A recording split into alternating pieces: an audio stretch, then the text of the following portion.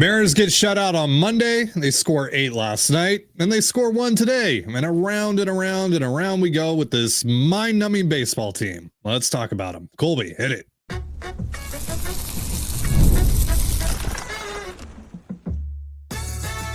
You are Locked On Mariners, your daily Seattle Mariners podcast. Part of the Locked On Podcast Network, your team every day.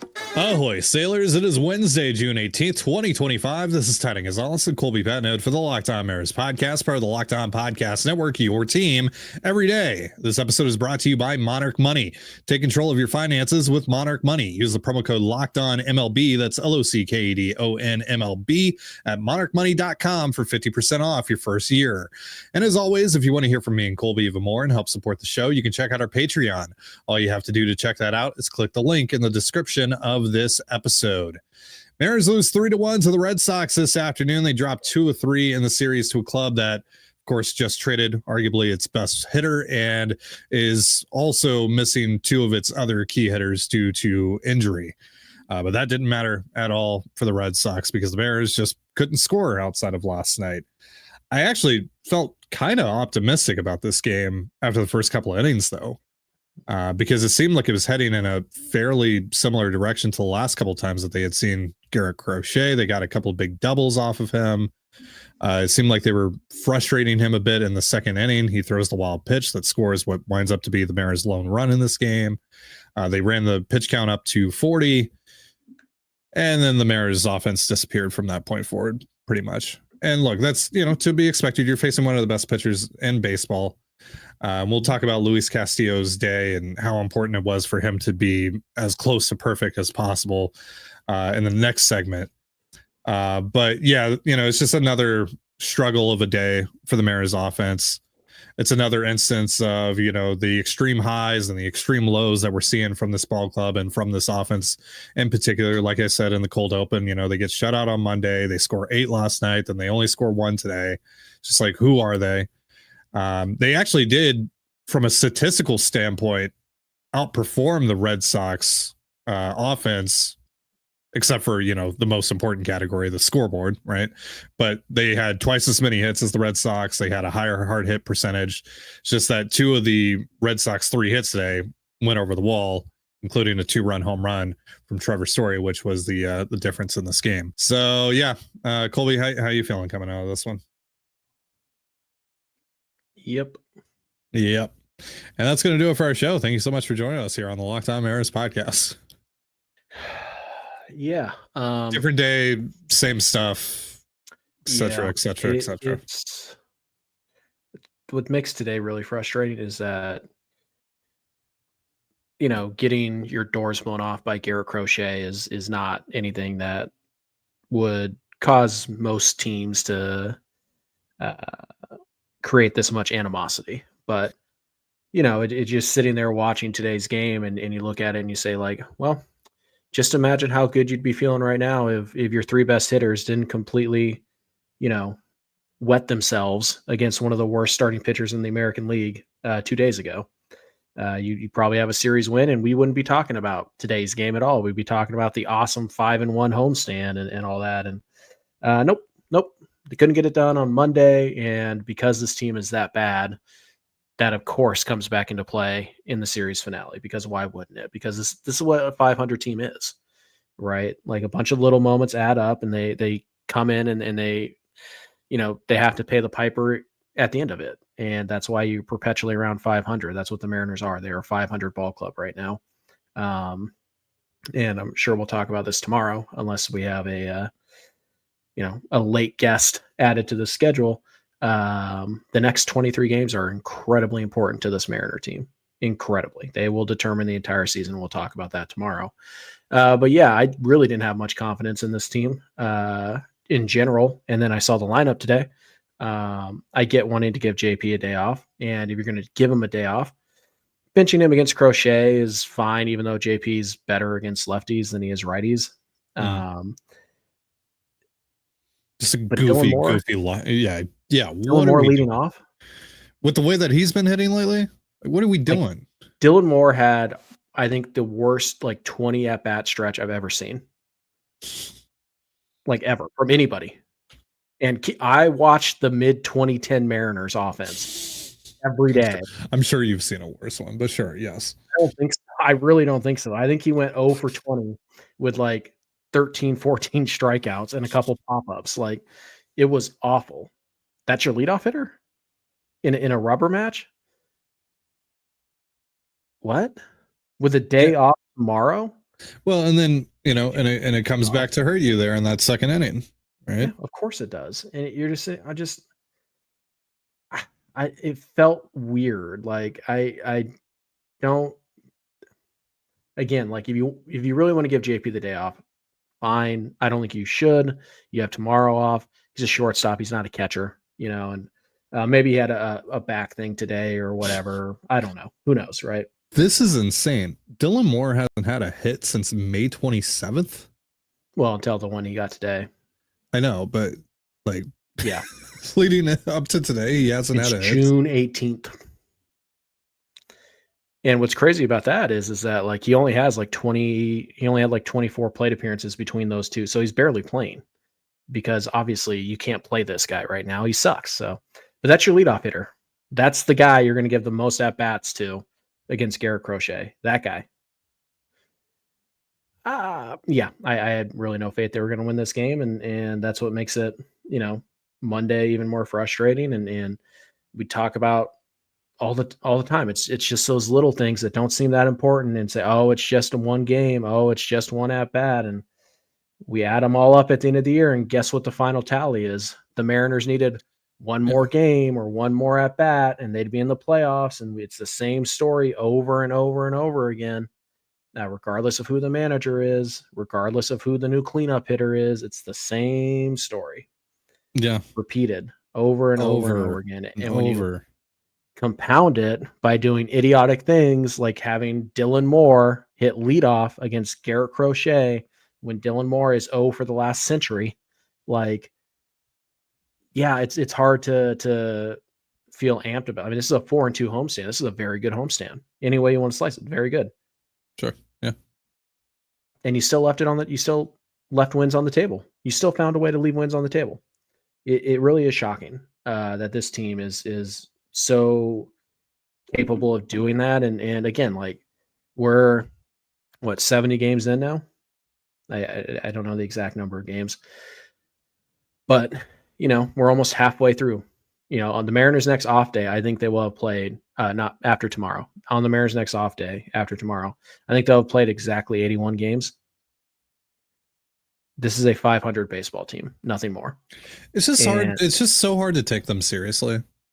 Yeah. Why would you? We're going to talk about Luis Castillo and give you an update on our Feeding America fundraiser. Got a big update on that just a moment. But first, a reminder, this episode of the Locked On Mariners podcast is brought to you by Monarch Money. Ever check your bank account and wonder, where did all my money go? Between dining out, online shopping, and entertainment, it's easy to lose track. That's where Monarch Money comes in, your personal CFO giving you full visibility and control over your finances. Monarch Money isn't just a budgeting app. It's a complete financial command center. You can track all your accounts, investments, and spending in one place, so you stop just managing your money and start building wealth. Instead of juggling multiple apps, you can use Monarch to check your finances, track spending, and even plan long-term goals. Managing money with your partner is smoother than ever. You can track shared and personal accounts, set goals, and stay on the same page without the stress. Take control of your finances with Monarch Money. Use promo code LOCKEDONMLB at monarchmoney.com for 50% off your first year. That's monarchmoney.com, promo code LOCKEDONMLB for half off your first year. And you're listening to the Locked On Mariners podcast. For instant reactions following every Mariners game, be sure to tune in to the Mariners postcast with Anderson Hurst and Christopher Crawford, available on both the Locked On Mariners YouTube and podcast feeds. Before we get back into what happened this afternoon at T-Mobile Park, before we talk about Luis Castillo's start, I want to give you an update, pretty big update on our Feeding America fundraiser. You guys stepped up in a big way yesterday and even into today a little bit. We have gotten so many donations between yesterday's episode and today's that I have to go on the second page to read all of these. Davrin came through with $50. John came through with $27 to summon Cal Raleigh's grand slam, his 27th home run last night. Patton came through with $20. Bear with me for a moment as I change pages here. Matthew, $25. Ethan, $25. Anonymous, $27. Brian with $44. Gigi with $50. I believe that's Gigi's second donation, unless that's a different Gigi. Brandon with $20. Anonymous with $26. Gary with $100. Anonymous with $10. Josh with $25. Richard with $10. Noman with $10. Jason with $100. Christopher with $10. Aaron with $28. Matthew with $35. Anonymous with $28. Sean with $100. Jake with $27. And Anonymous with $10. Whew. In an episode that did not do well on the YouTube page, I assume it did roughly what it always does on the audio side of things. Very consistent listener base on the audio side of things, and we appreciate that, guys. Yes. But yeah, turns out a little guilt is never a bad thing. Now, I could try guilting you guys again, but I think only about 800 of you are going to watch this. So we'll see what you guys can come up with today. But if you guys don't know, and judging by the donations, I think pretty much everybody knows by now, but we're going to keep on saying this until you donate. We're raising money for Feeding America. Every dollar we raise is 10 meals going to somebody or people who are facing food insecurity, meaning they do not know where their next meal is going to come from, or in fact, when they're going to have their next meal. That includes over 50 million Americans, including 1 out of every 5 children. And now with school out for the summer, a lot of those kids are losing access to their one guaranteed meal. So yeah, things are bleak right now in Mariners land, but we can help ease the pain, the real life pain of a lot of people out there. And we have already. I think we're up to $5,600 and some change. That's 56,000 meals that you guys have donated to people who desperately need it. And, kindness comes pretty cheap, especially when you work with Feeding America, because again, for every dollar we raise, they can provide 10 meals to the people who desperately. By the way, they say on their thing, at least 10 meals. At least 10. Yes. Yeah. Mm-hmm. So yeah, it's a great organization. The link to donate will be down below. Don't forget, guys, if you can't donate, or even if you already have, there's also another way to add to our charity drive. If you guys subscribe to our YouTube channel, Ty and I donate 10 cents for every new subscriber we get, and we're up, I think, about 150 now, which is, every new subscriber is 1 meal. So there's 150 meals from people just clicking a button. So it's on days like today, it's nice to have, a lot of donations and to see that tracker go up. Yeah. It feeds the soul as we try to feed stomachs and mouths. It's a good tagline. Reach out, Feeding America. When John Stanton and Jerry DiPoto and Dan Wilson and JP Crawford and Julio don't feed your soul, go feed some people. $5,633. That's what we're at right now. So thank you to everyone that has donated so far, to everyone who donated over the course of yesterday and to today. Your generosity is greatly, greatly appreciated. Mm-hmm. All right, so let's get back into today's game a little bit before we ball this thing up and throw it in the trash. Luis Castillo started. You go 6 innings, 3 earned runs, 5 strikeouts, 2 walks, the 2 home runs, the one to Marcelo Mayer, and then the 2-run shot to left center field by Trevor Story, which was the deciding factor in this game. But statistically, a quality start by Luis Castillo. How did you feel about his day? Yeah, I mean, it's pretty much what we've seen from Luis over the last, month and a half, minus the one really bad outing in Anaheim. He gave his team a good shot to win for the most part. He was aggressive in the strike zone. He was efficient with his pitch count.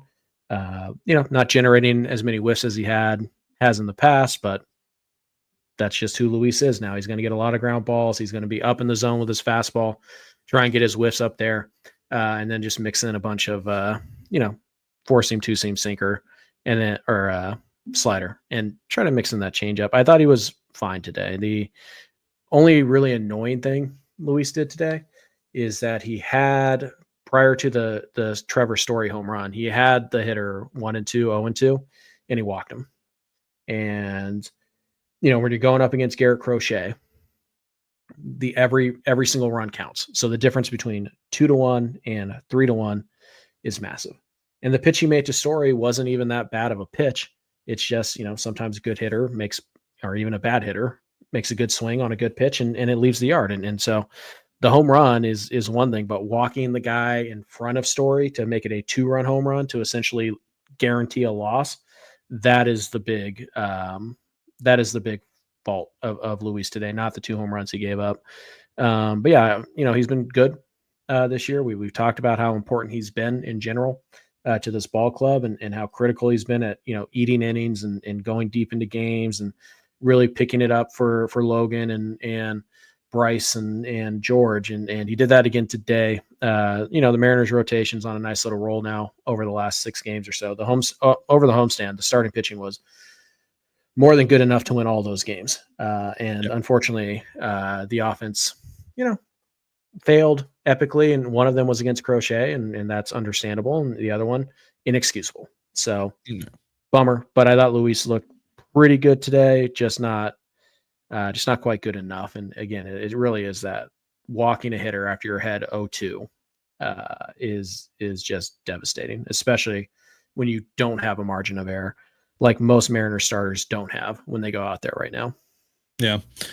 Carlos Vargas, Gabe Spire, and Edward Bizardo capped off what was quietly a pretty good homestand for the bullpen as well. You mentioned how good the starting rotation was, but the bullpen as well was really solid.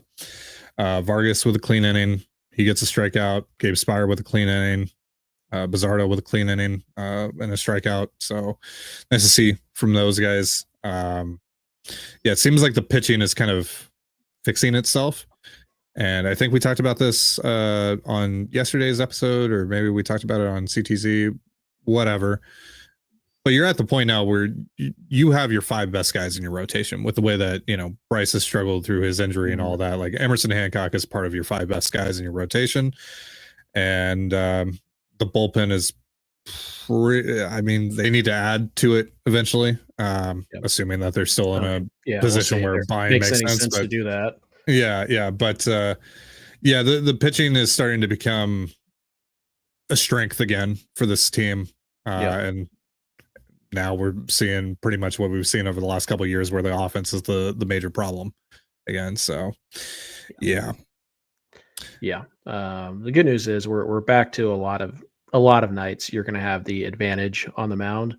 Whereas for the first, 2.5 months of this season, a little touch and go on a night-to-night basis, but you should be in that spot right now. And, tonight you just unfortunately their number 4 outdueled your number 1 because your offense was inept on Monday. And that was the difference because your number 4 couldn't outduel their number 1 to even things up. And that's how you lost the series. So, but right now, Luis Castillo is probably your 4th best starter, which is right where you want him to be. So it's the rotation's at least in a good spot. And, it's worth noting the bullpen had their really good homestand. Munoz pitched once. Matt Brash pitched once.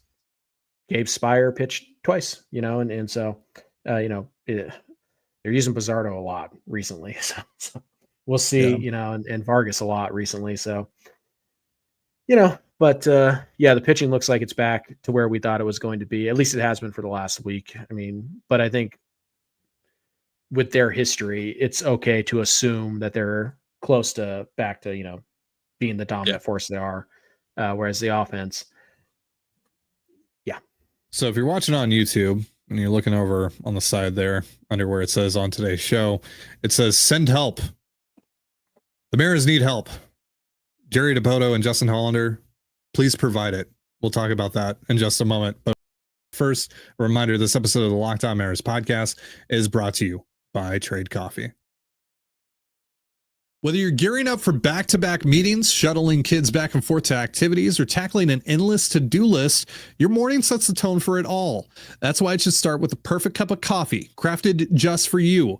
Enter Trade. Trade is the #1 coffee destination in the U.S., delivering fresh, incredible coffee from over 50 of the country's top roasters. Whether you're a cold brew fan or a pour-over purist, they've got a roast you'll love. So I took Trade's quiz. It only took a minute, and the first bag they sent me was spot on. The coffee was fresh, smelled amazing, and honestly, kind of ruined grocery store coffee for me in the best way. And if the first match isn't perfect, Trade will replace it for free until they get it just right. Right now, Trade is exclusively offering customers 50% off your 1-month trial at drinktrade.com/lockedonmlb. That's TRADE.com/LOCKEDONMLB for 50% off your 1-month trial. drinktrade.com/lockedonmlb.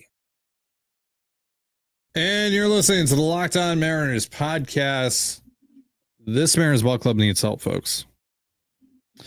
Luke Raley is supposedly coming back soon, maybe as soon as Friday.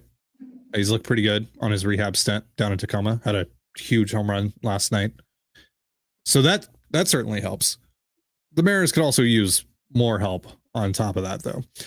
Colby, on CTZ on Monday, we were talking about the Carlos Santana trade. We talk a lot about the Denard Span Alex Colome trade, like, oh, the Mariners could use their version of that, right? This team could also just use its version of the Carlos Santana trade. And the Carlos Santana trade was made in 2022, for those that don't remember, when the Mariners were sitting at a record of 34-41, when they were well outside of the playoff picture at the time. The Mariners showed a willingness to go out and buy a veteran bat. Now, they didn't pay anything too significant for Santana. For those who don't remember, it was William Fleming and Wyatt Mills. Wyatt Mills, whatever. William Fleming at the time, they did like him. At least that's what I had heard. They actually kind of liked him. So I think for them, that kind of stung a little bit for them to give up Fleming in that deal. But, they brought in Santana, and that was a big part of how things swung in the complete opposite direction for that club the rest of the way, and helped them, eventually break the drought and all that good stuff. Yep. This team could really use another Carlos Santana type of deal. That deal happened on June 27th, 2022. It's June 18th, so we're getting close to that point. And, Rafael Devers did just get traded. That deal probably independent of how the rest of the market, or where the rest of the market is at right now. So should acknowledge that, but still a major trade just happened. So who knows? We can't just say like, oh, the trade market isn't moving at all right now, because again, Devers just got traded. But right now, Colby, I'm looking at the Pirates as a potential team to offer. I know right where you're going with this. Yes. Do you want to say it? You want Kutch. I want Kutch. Yeah. Bring me Kutch. Yeah. I mean, like, I don't know if the Pirates will trade you Andrew McCutchen. They should. Yeah. But with the number of PR beatings they've taken, rightfully so. Yeah. Like, do they really think Andrew McCutchen helps them sell a couple hundred extra tickets a night? Because that they might be, stupid enough to think that's a good reason to keep the guy. But we just talk about like the similarities between McCutchen and Santana. It's like both are veterans, right? Both have just tremendous respect across the league. Both are guys who young players flock to. Both are definitely at the end of their careers, not the beginning. And they both were rentals. And, it really is.